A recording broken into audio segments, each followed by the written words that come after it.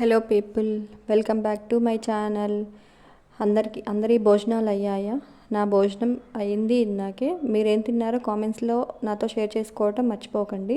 ఈరోజు మనం చెప్పుకోబోయే టాపిక్ వచ్చేసి మనుషుల్లో ఉండే పొగరు. ఈ పొగరు అనేది ఎలా ఉంటుందంటే, మనుషులు ఒక్కొక్కరి మీద ఒక్కొక్క రకంగా చూపిస్తూ ఉంటారు. ఒక హస్బెండ్ ఒక భార్య మీద చూపిస్తారు. ఒక కూతురు ఒక తల్లి మీద కూడా పొగరు చూపిస్తుంది అనమాట. ఈ పొగరు అనేది ఇలా ఒకరి మీద ఒకరికి అట్లా చూపించుకుంటూ ఉంటారనమాట. దానివల్ల ఏమొస్తుందో ఏమో నాకు తెలీదు. అలా అసలు పొగరు అనేది ఎందుకు అట్లా చూపిస్తారు?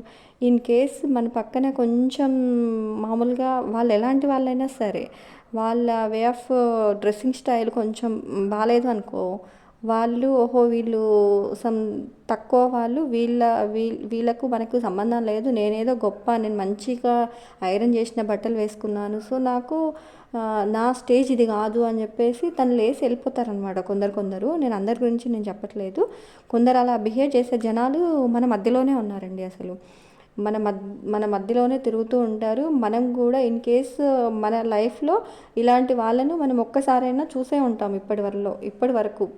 ఎవరొకరైనా కానీ మనం ఈ ప్రాబ్లం అనేది ఫేస్ చేస్తూనే ఉంటాం, స్టిల్ ఇప్పటికి కూడా చేస్తూనే ఉంటాం.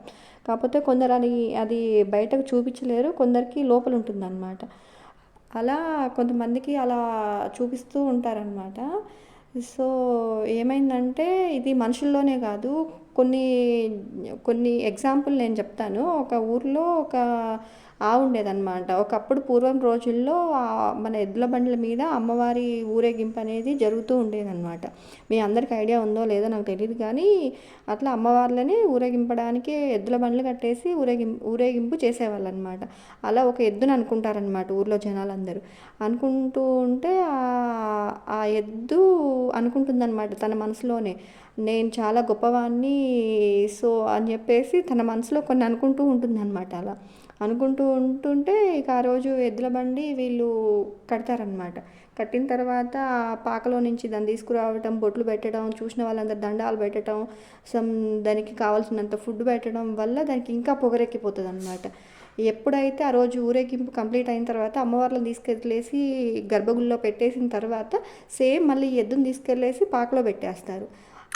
దాని తర్వాత ఈ ఎద్దును పట్టించుకున్న వాళ్ళు, అప్పటి వరకు వంగి దండాలు పెట్టిన వాళ్ళు కూడా ఆ ఎద్దును పట్టించుకోపోయేసరికి, వీళ్ళు జనాలందరూ నా కోసం కాదు పెట్టింది, నా వెనకాలన్న అమ్మవారికి పెట్టారు అని చెప్పేసి అప్పటి నుంచి ఆ ఎద్దుకి ఆ పొగరు అనేది తగ్గుతుందండి. ఓకే అండి.